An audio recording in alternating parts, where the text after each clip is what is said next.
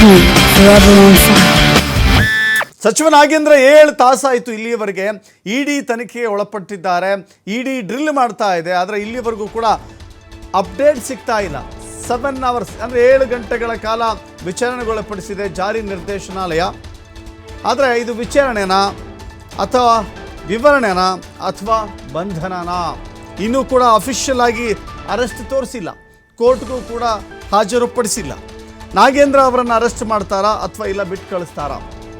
ಇಡೀ ರಾಜ್ಯವೇ ಕುತೂಹಲದಿಂದ ಕಾಯುತ್ತಿರುವಂಥ ಸುದ್ದಿ ಇದು. ಇಡಿ ಮುಂದಿನ ಕ್ರಮ ಯಾವ ತೆಗೆದುಕೊಳ್ಳುತ್ತೆ ಅಂತ ಹೇಳಿ, ಜೊತೆಗೆ ಅವರ ಆಪ್ತ PA ಹರೀಶ್ ಮುಂದಿಟ್ಟುಕೊಂಡೇ ನಾಗೇಂದ್ರ ಅವರಿಗೆ ಪ್ರಶ್ನೆಗಳ ಸುರಿಮಳೆಯನ್ನು ಕೇಳಲಾಗ್ತಾ ಇದೆಯಂತೆ. ಜಾರಿ ನಿರ್ದೇಶನಾಲಯದ ರಿಮ್ಯಾಂಡ್ ಅಪ್ಲಿಕೇಶನ್ ರೆಡಿ ಮಾಡಿಕೊಂಡಿದೆ ಎಂಬ ಸುದ್ದಿ ಕೂಡ ಹರಿದಾಡ್ತಾ ಇದೆ.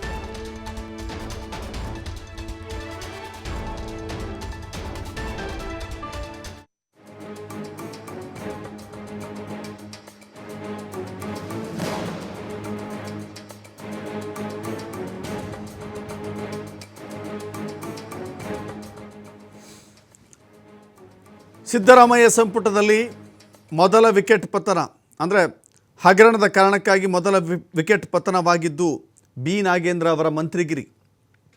ಅದಕ್ಕೆ ಕಾರಣ ಮಹರ್ಷಿ ವಾಲ್ಮೀಕಿ ಅಭಿವೃದ್ಧಿ ನಿಗಮದಲ್ಲಿ ನಡೆದಿರುವಂಥ ಹಗರಣ. ಒಂದಲ್ಲ ಎರಡಲ್ಲ 100 ಕೋಟಿ ಇಲ್ಲಿ ಅನಾಮತ್ತಾಗಿ ಬೇರೆ ಬೇರೆ ಅಕೌಂಟ್ಗಳಿಗೆ ವರ್ಗಾವಣೆ ಮಾಡಲಾಗಿದೆ. ನೇರವಾಗಿ ಇದು ಸುತ್ತಕೊಳ್ತಾ ಇರುವಂಥದ್ದು ಮಾಜಿ ಮಂತ್ರಿ, ಆಗಿನ ಸಚಿವರಾಗಿದ್ದರು, ಈಗ ಮಾಜಿ ಮಂತ್ರಿಯಾಗಿದ್ದಾರೆ ಬಿ ನಾಗೇಂದ್ರ ಅವರ ಕೊರಳಿಗೆ ಇದು ಸುತ್ತಕೊಳ್ತಾ ಇದೆ. ಈಗಾಗಲೇ ಬಿ ನಾಗೇಂದ್ರ ಅವರ PA ಹರೀಶ್ನನ್ನು ಬಂಧನಕ್ಕೊಳಪಡಿಸಲಾಗಿದೆ, ವಿಚಾರಣೆಗೆ ಕಳಿಸಲಾಗಿದೆ. ಆದರೆ 7 ಗಂಟೆಯಿಂದಲೂ ಕೂಡ ಜಾರಿ ನಿರ್ದೇಶನಾಲಯದ ಕಸ್ಟಡಿಯಲ್ಲಿರುವಂಥ ಬಿ ನಾಗೇಂದ್ರ ಅವರ ವಿಚಾರಣೆಯನ್ನು ಮಾಡಲಾಗ್ತಾ ಇದೆ. 7 ಗಂಟೆ ಆದರೂ ಕೂಡ ಇನ್ನೂ ಅಫಿಷಿಯಲ್ ಆಗಿ ಅರೆಸ್ಟ್ ಅಂತ ತೋರಿಸಿಲ್ಲ. ಅರೆಸ್ಟ್ ಮಾಡುವಂಥ ಸಾಧ್ಯತೆ ಇದೆ ಅಂತ ಹೇಳಲಾಗ್ತಾ ಇದೆ. ಬಟ್ ಇಲ್ಲಿಯವರೆಗೂ ಅದು ದೃಢಪಟ್ಟಿಲ್ಲ. ಅವರನ್ನು ವಶಕ್ಕೆ ಪಡೆದುಕೊಳ್ಳಲಾಗಿದೆಯಾ ಇಲ್ಲವಾ ಗೊತ್ತಿಲ್ಲ. ಬಟ್ ವಿಚಾರಣೆಗಂತೂ ಒಳಪಡಿಸಿದ್ದಾರೆ. ಇನ್ನೊಂದು ಕಡೆ 7 ತಾಸಾದರೂ ಕೂಡ ಕೇವಲ ತನಿಖೆ, ಕೆಲವಷ್ಟು ವಿವರಣೆ, ಕೆಲವಷ್ಟು ಪ್ರಶ್ನೆಗಳಿಗೆ ಉತ್ತರವನ್ನು ಪಡೆದುಕೊಳ್ಳುವ ನಿಟ್ಟಿನಲ್ಲಿ ಮಾತ್ರ ಯೋಚನೆ ಮಾಡ್ತಾ ಇದ್ದಾರಾ ಅಥವಾ ಅರೆಸ್ಟ್ ಮಾಡಿಕೊಳ್ಳಲಿಕ್ಕೆ ಸಿದ್ಧತೆಯನ್ನು ಮಾಡಿಕೊಳ್ತಾ ಇದ್ದಾರಾ ಅಂತ.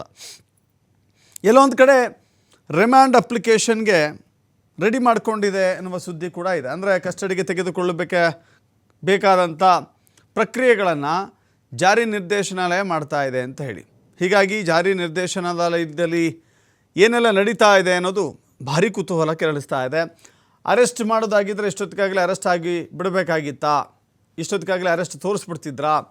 ಆದರೆ 7 ಗಂಟೆಗಳಿಂದಲೂ ಕೂಡ ಯಾವುದೇ ರೀತಿಯ ಮಾಹಿತಿ ಸಿಗ್ತಾ ಇಲ್ಲ.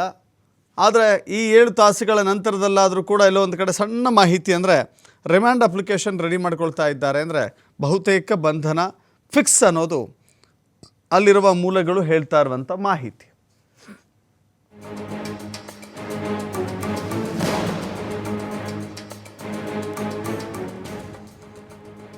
ಮತ್ತಷ್ಟು ಮಾಹಿತಿ ನಮ್ಮ ಪ್ರತಿನಿಧಿ ಸಂತೋಷ್ ನೀಡ್ತಾರೆ. ಸಂತೋಷ್, ಈಗ ನಾಗೇಂದ್ರ ಅವರು ಹಾಜರಾಗಿ 7 ತಾಸುಗಳೇ ಕಳೆದಿದ್ದಾವೆ. ಇಲ್ಲಿವರೆಗೂ ಒಂದು ಸ್ಪಷ್ಟ ಮಾಹಿತಿ ಸಿಕ್ಕಿಲ್ಲ. ಅರೆಸ್ಟ್ ಮಾಡುವ ಸನ್ನಿವೇಶಗಳೇ ಹೆಚ್ಚು ಅಂತ ಅಲ್ಲಿನ ಪರಿಸ್ಥಿತಿಗಳೇ ಹೇಳ್ತಾ ಇದ್ದೇವೆ ಒಂದು ಭಾಗ. ಇನ್ನೊಂದು ಭಾಗ ಅಚ್ಚರಿ ಅಂತ ಹೇಳಿದ್ರೆ, ಸಚಿವರು ಇಡಿ ಮುಂದೆ ಇದ್ದಾರೆ, ಶಾಸಕರು ಅಂದರೆ ಅಲ್ಲಿನ ಅಧ್ಯಕ್ಷರೇನಿದ್ದಾರೆ ಅವರು SIT ಮುಂದಿದ್ದಾರೆ. ಎರಡೂ ಕಡೆಗಳಲ್ಲೂ ಕೂಡ ವಿಚಾರಣೆ ನಡೀತಾ ಇದೆ. ಏನೆಲ್ಲ ಪ್ರಮುಖ ಅಪ್ಡೇಟ್ ಸಿಗ್ತಾ ಹೋಗ್ತಾ ಇದೆ ಸಂತೋಷ್?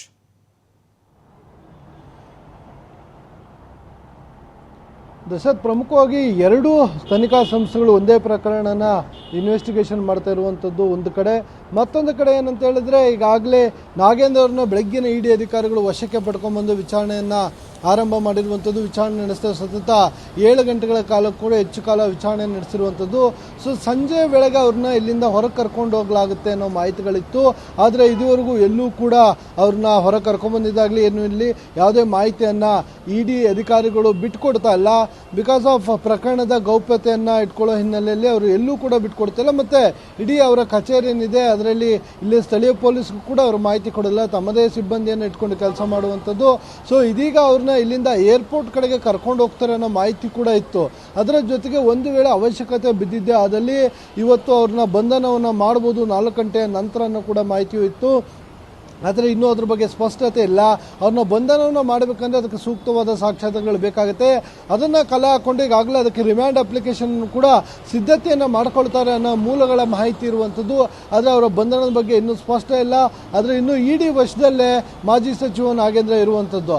ಮತ್ತೊಂದು ಕಡೆ ಇದೇ ಪ್ರಕರಣಕ್ಕೆ ಸಂಬಂಧಪಟ್ಟ ಹಾಗೆ ಸಿಐಡಿಯಲ್ಲಿರುವ SIT ಅಧಿಕಾರಿಗಳ ಮುಂದೆ ಬಸವನಗೌಡ ದದ್ದಲ್ ಕೂಡ ಈಗಾಗಲೇ ಹಾಜರಾಗಿರುವಂಥ ವಿಚಾರಣೆಗೆ ಅವರು ಬೆಳಗ್ಗೆಯಿಂದ ವಿಚಾರಣೆಯನ್ನು ಎದುರಿಸಿದ. ಸುಮಾರು 10-10:30 ವೇಳೆಗೆ ಆಗಲೇ ಅವರು SIT ಅಧಿಕಾರಿಗಳ ಮುಂದೆ ಹಾಜರಾಗಿದ್ರು ಅಂತ.